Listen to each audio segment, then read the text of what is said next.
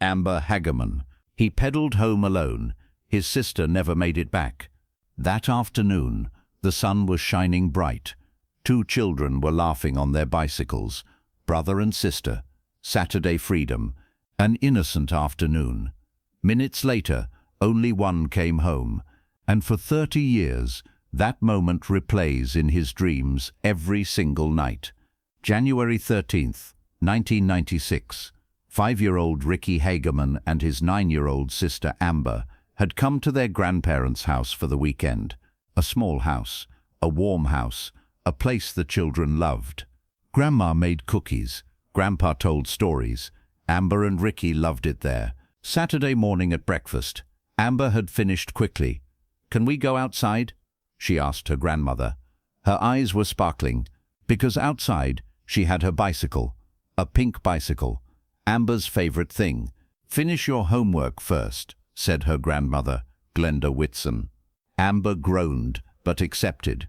She was a responsible child. She knew the rules. Homework first, play later. By 3 p.m. that afternoon, homework was done. It was cold but sunny. A perfect day for bike riding. "Don't go too far," Glenda had said. "Just stay in the parking lot. Stay where I can see you." Amber nodded. "Okay, Grandma. I promise." Ricky jumped excitedly. "Can I come too? Please?" Amber laughed. "Of course. Come with me." And so the 2 siblings grabbed their bikes and went outside. Glenda watched them from the doorway. 2 small figures on their bicycles, slowly moving away. A normal scene. A safe neighborhood. What could go wrong? The parking lot of the abandoned Winn-Dixie supermarket, 2 blocks away, was where neighborhood kids rode their bikes. Someone had built a ramp, made of plywood and bricks. Simple but fun. Kids would jump over the ramp. They'd race. They'd compete. It seemed safe. It was an open area. Houses looked out onto the parking lot. People passed by. There were cars. It should have been safe. At 3:10 p.m., the 2 siblings left the house. Amber was wearing her pink jacket. Her hair was pulled back in a ponytail. Brown hair, a 9-year-old girl's hair, bright and cheerful. Ricky had a baseball cap on his head. Both were excited. When they arrived at the parking lot, there were other kids there. Children gathered around the ramp, waiting their turn with their bikes. Amber looked at Ricky. "Ready?"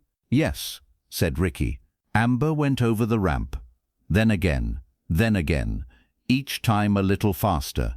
Ricky watched her, wanting to watch his sister, to learn. But after a while, Ricky got tired. It was getting cold. He was a small child. "Should we go home?" he asked. Amber looked around. She still wanted to play. "You go," she said. "Let me stay a little longer. I'll be right there, promise." Ricky hesitated, but Amber was his big sister. His responsible big sister. She had promised Grandma. "Okay," said Ricky, "but come quickly." "I will," said Amber. She was smiling. She went over the ramp one last time. Ricky got on his bike and started pedaling home. 2 blocks, not far.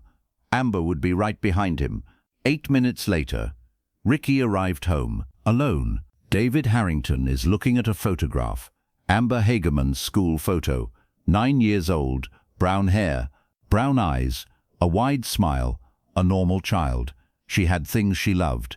Riding her bike, playing with her little brother, listening to music, laughing with friends. A normal Saturday afternoon, a normal bike ride, until something not normal happened. This case, David says, has haunted the conscience of the American justice system for 30 years, because everything happened in plain sight, in broad daylight, in an open area. There was a witness. Police were called immediately, and still the killer escaped. But this story isn't just about an unsolved murder.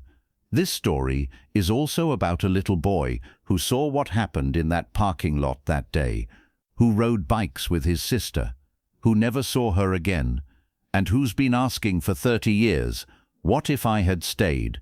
As the Dark Case Files team, we're telling this story because Amber Hagerman should not be forgotten, should never be forgotten. What city are you watching this video from? If this story affects you, Please consider subscribing. We tell forgotten stories, and some stories change the world. January 13th, 1996, 3:18 p.m. 8 minutes had passed. Jimmy Keevil was 78 years old, a retired man. He was sitting in his backyard, enjoying the winter sun, a peaceful afternoon.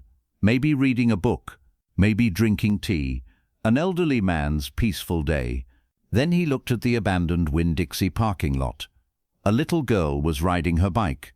She was alone, going up and down the ramp, wearing a pink jacket, her hair in a ponytail. Then a pickup truck appeared. Black, single cab, older model, maybe 1980s or 90s. Keevil didn't pay attention at first. Vehicles always came in and out of the parking lot, but then the truck stopped. The door opened. A man jumped out, and the man ran straight toward the little girl. Keevil stood up. What is this man doing? He thought. The man reached the girl, grabbed the bike. The girl screamed, loudly, sharply, a scream full of fear. No, let me go. Keevil's heart raced. This isn't right, he said to himself. This is an abduction. The man picked up the girl. The bicycle fell over. The girl was kicking, struggling, but the man was strong. He carried her to the truck. Keevil ran inside, grabbed the phone. His hands were shaking.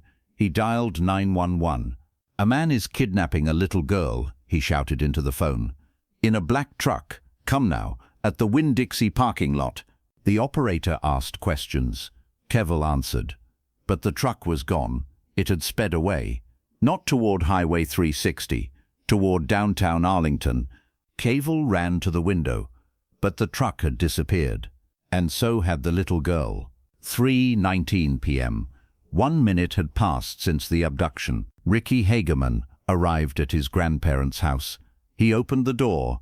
I'm back, he called out. Glenda came out of the kitchen. Where's Amber? There, said Ricky. She's coming right away. You left her alone.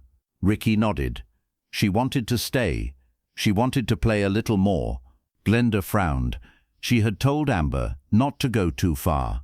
But maybe she'd just play for a few more minutes. It would be fine. But a few minutes passed. Then 5 minutes. Then 10 minutes. Amber didn't come. Glenda started to get anxious. Ricky, go tell your sister to come home now. Ricky got on his bike and went back to the parking lot. But Amber wasn't there. Only Amber's bicycle was there, on the ground, knocked over, just left there. Ricky looked around. Amber, he called out. Amber.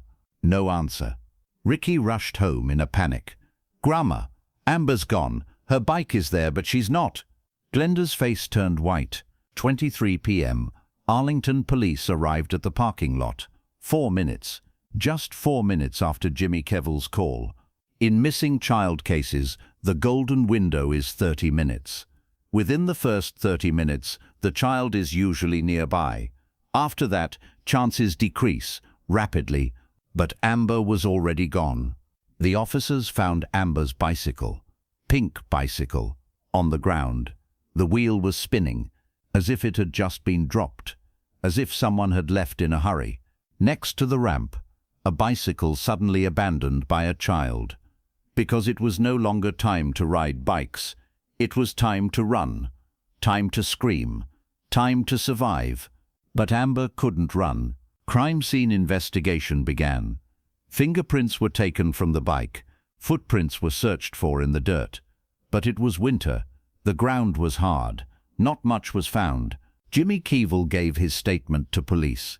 Detailed statement. He remembered everything, because it was a shocking moment. A person can't forget something like that. The truck was black, he said. Single cab, older model, 1980s or 90s. I didn't see the license plate, it was too fast. The man, white or Hispanic. I'm not sure.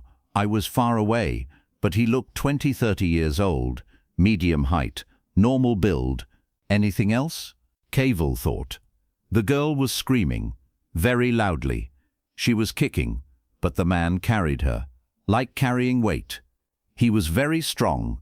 The officers took notes. But this description fit thousands of men, especially in Texas. Black trucks were everywhere. Medium-height white men were everywhere, like looking for a needle in a haystack. But the haystack was all of Texas. Grandmother Glenda Whitson was panicking, hands shaking, voice trembling. Amber would never do something like this, she told the police. She's a responsible child.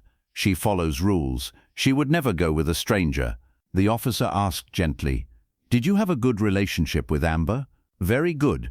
She's my granddaughter. She loves it here. She loves spending weekends with us." "Her parents?" "They're divorced, but Amber loves them both. She's a happy child, a cheerful child." Amber's mother, Donna Williams, was called. She was working at the time. Amber and Ricky were at their grandparents' house for the weekend. An opportunity for Donna to work. An opportunity to relax for a few hours. The children were safe, with Grandma and Grandpa. What could happen? When the phone rang, Donna was helping a customer. A normal workday. Then she heard the voice, her mother's voice, but abnormal, panicked, scared. "Donna, Amber is missing." Time froze. "What?" "Someone took her from the parking lot. Amber is missing." Donna's world collapsed. She felt empty. Every mother's fear became real in an instant. Your child is missing, and you weren't there. Donna would later describe this moment like this. "Everything inside me broke. My heart stopped beating. I couldn't breathe. My child, my daughter, missing, and I wasn't there. I couldn't protect her." The first 24 hours were critical.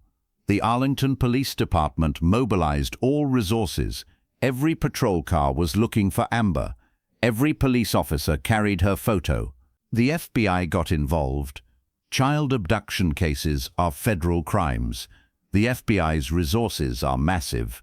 Profilers, behavioral analysis experts, technical teams, search teams were formed. Volunteers gathered.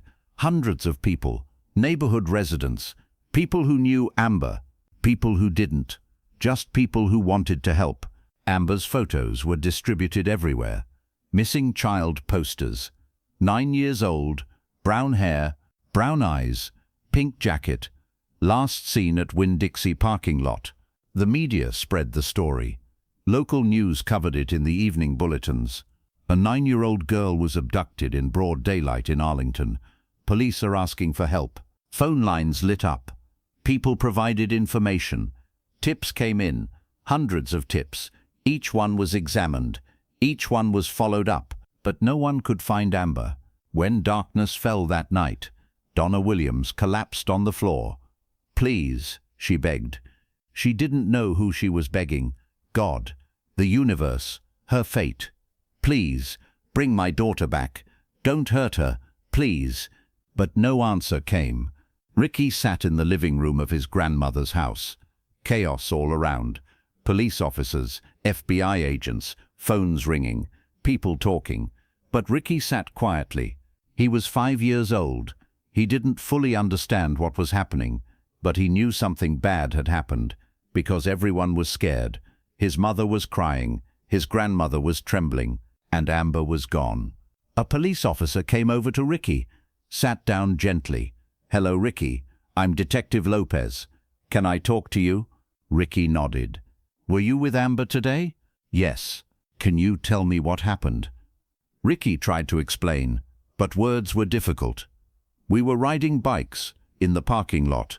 Then I came home, but Amber stayed." "Why did she stay?"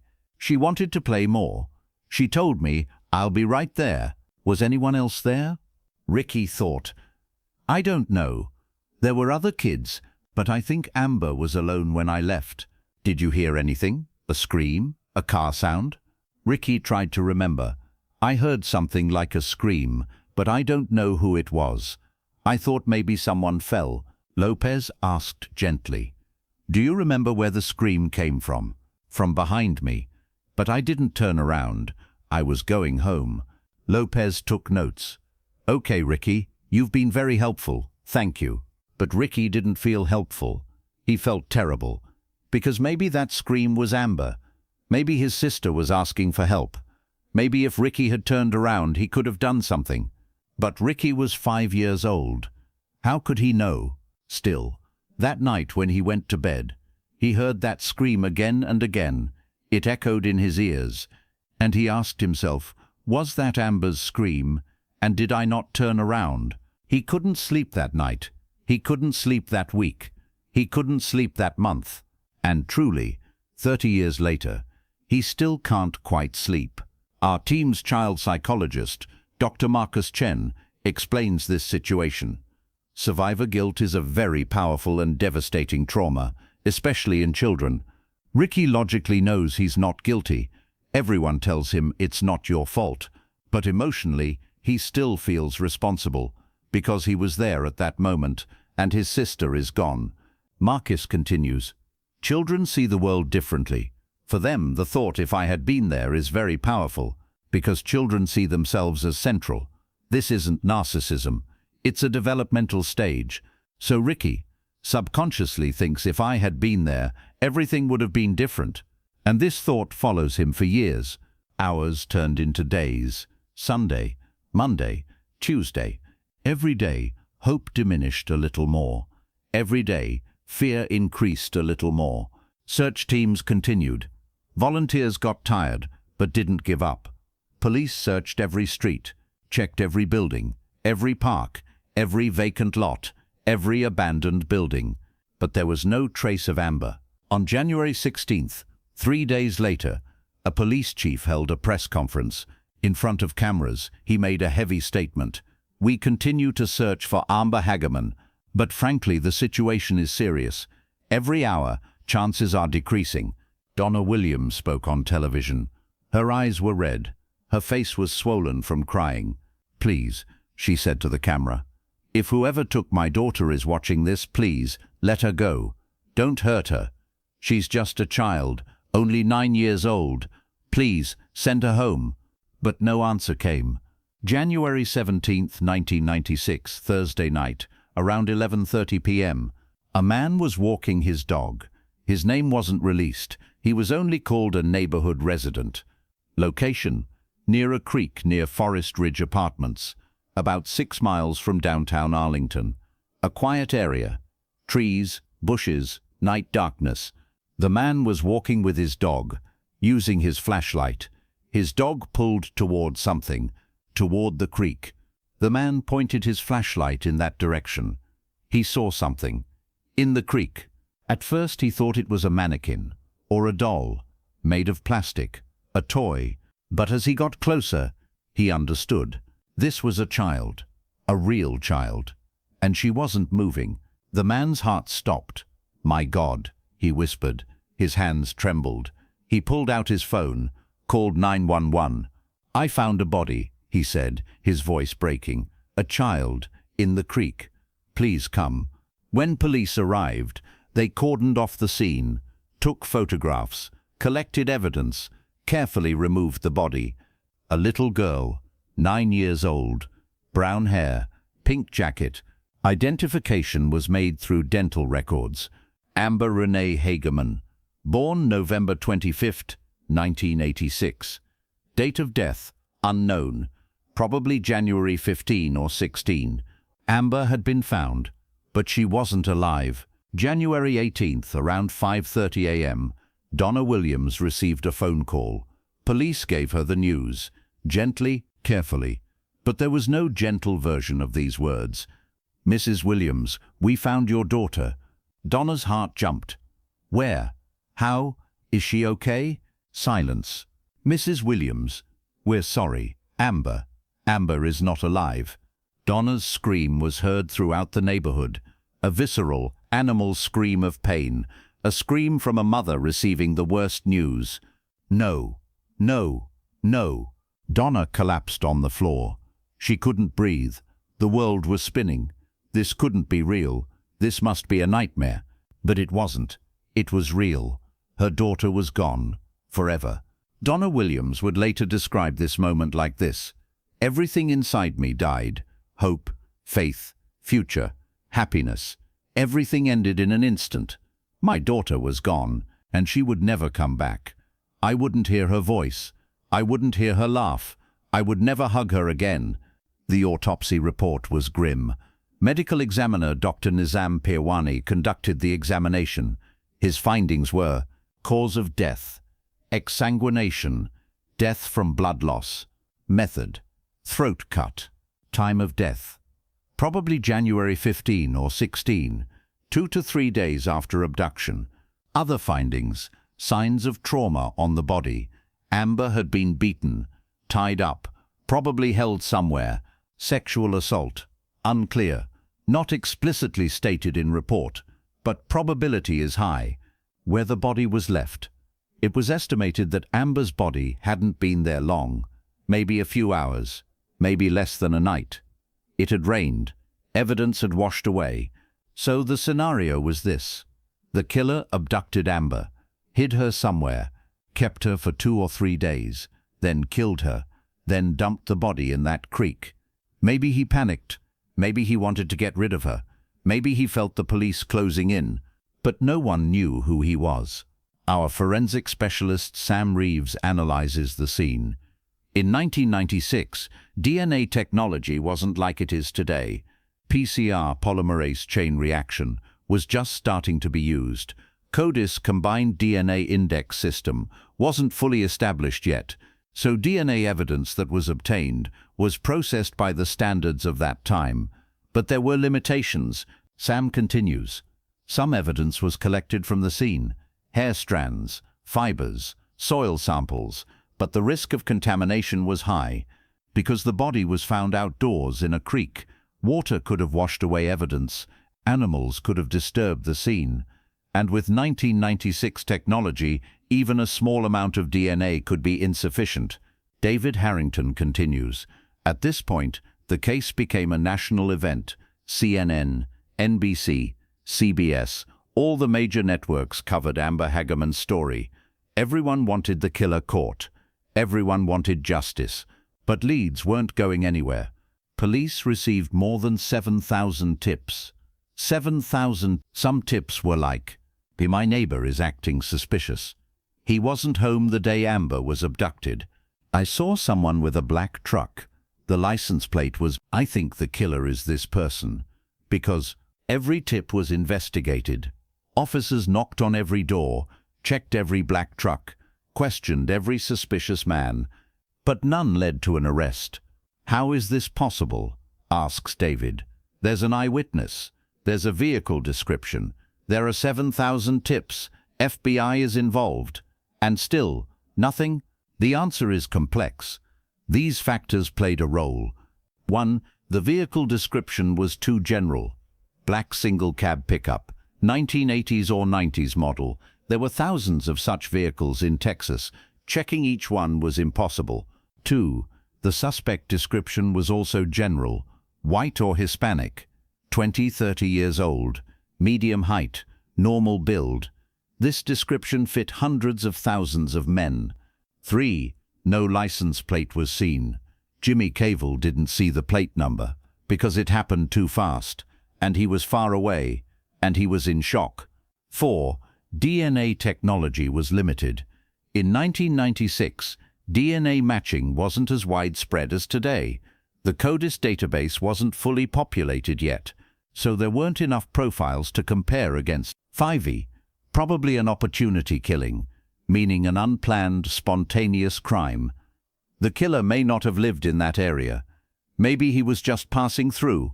He saw Amber, found an opportunity, abducted her, and then disappeared.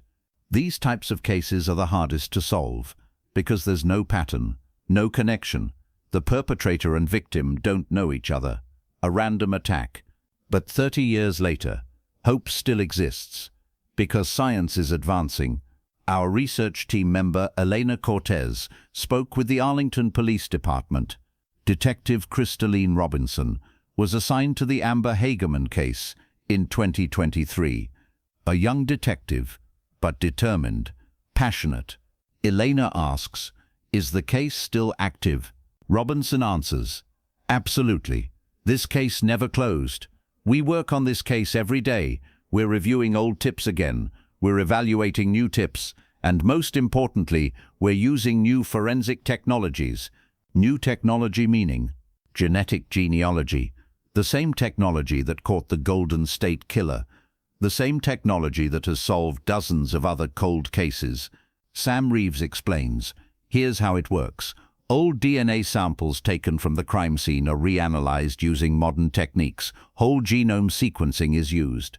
Then this DNA profile is compared with public genealogy databases like GID Match, Family Tree DNA. People upload their DNA to these sites to research their family trees, and if the killer left DNA, and if the killer's distant relatives are in these databases, a connection can be made. Then what happens? A family tree is built. Genealogists work. Who is whose child? Who is whose grandchild is found? And with good detective work, the killer is narrowed down. Then a covert DNA sample is obtained from a coffee cup, from a trash can. Then a comparison is made. If there's a match, arrest. And is this possible in Amber's case? If the killer left DNA, and if that DNA is still usable, yes, we can find him. Maybe not today, but soon.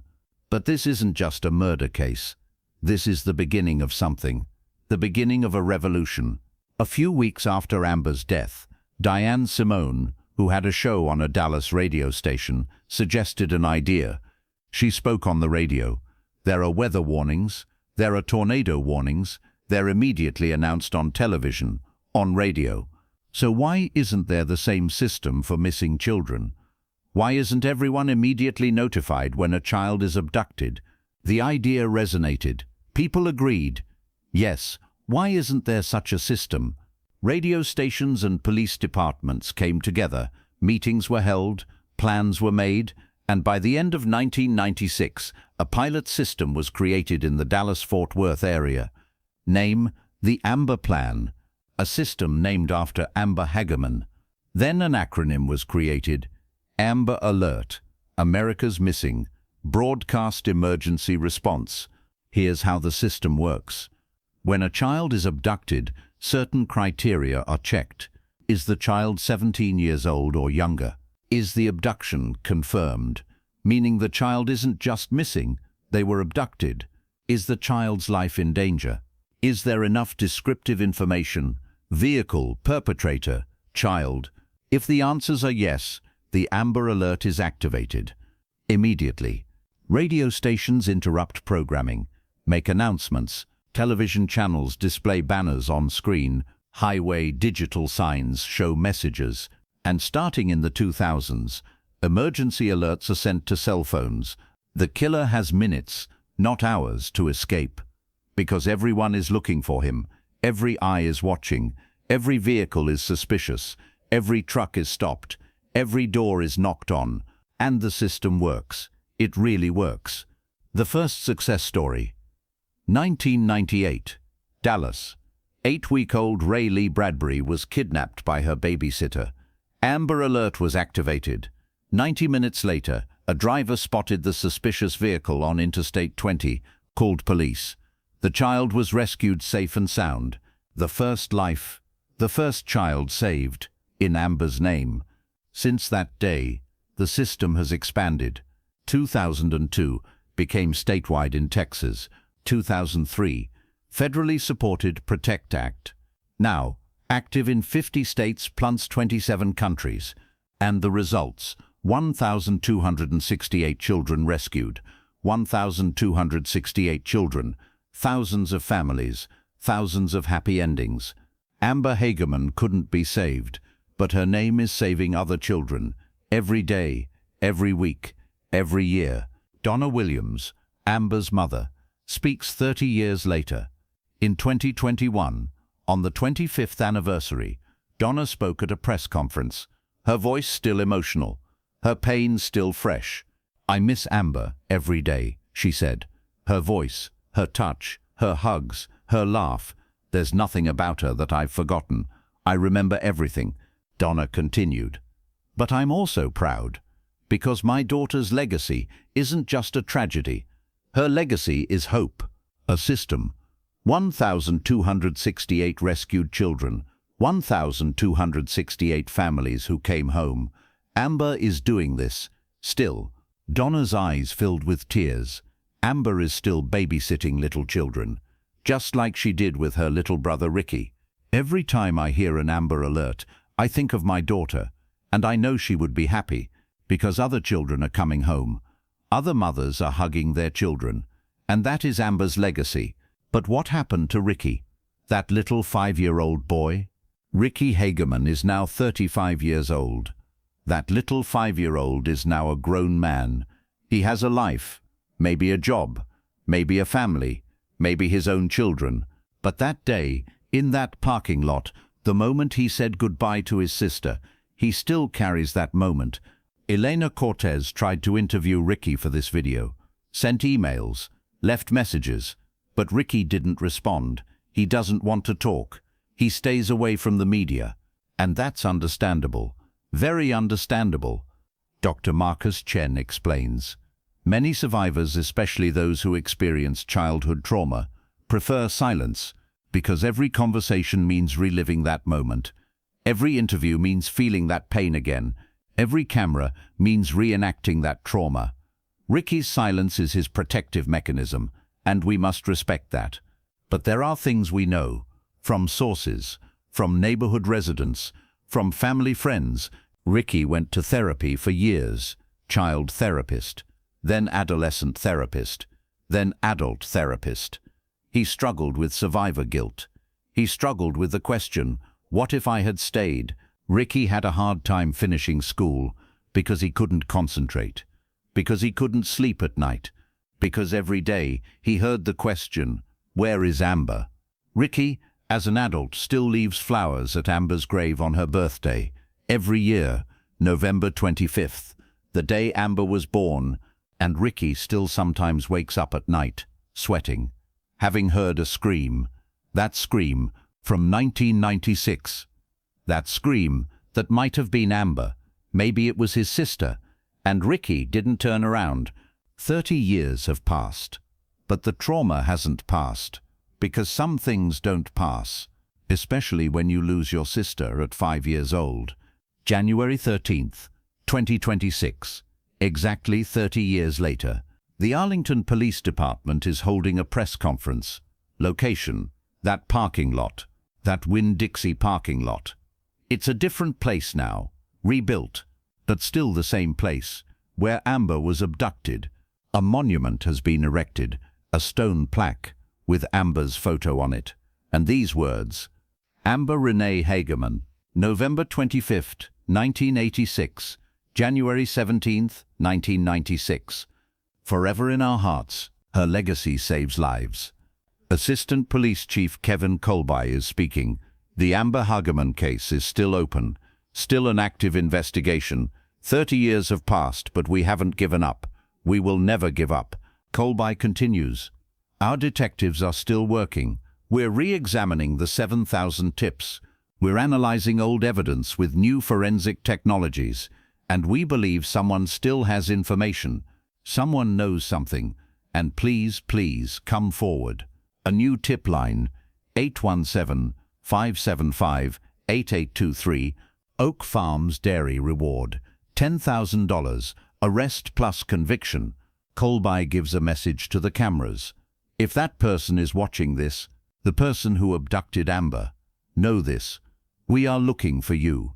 30 years have passed, but we haven't forgotten. We will never forget. And one day, we will find you. David Harrington looks at Amber's photo one last time, that school photo. That smile. Amber Hagerman, David says, wasn't just a victim. She became a symbol of change. She was the foundation of a system that has saved 1,268 children's lives. And today, 30 years later, her story reminds us of things. First, life is fragile. 8 minutes. Just 8 minutes. From safety to danger. From happiness to tragedy. This frightens every parent. And it should, because it increases vigilance. Second, hope can emerge from tragedy. Amber couldn't be saved, but her name has saved thousands of other children. This is a light born from darkness. A system born from pain. Third, justice comes, even if late.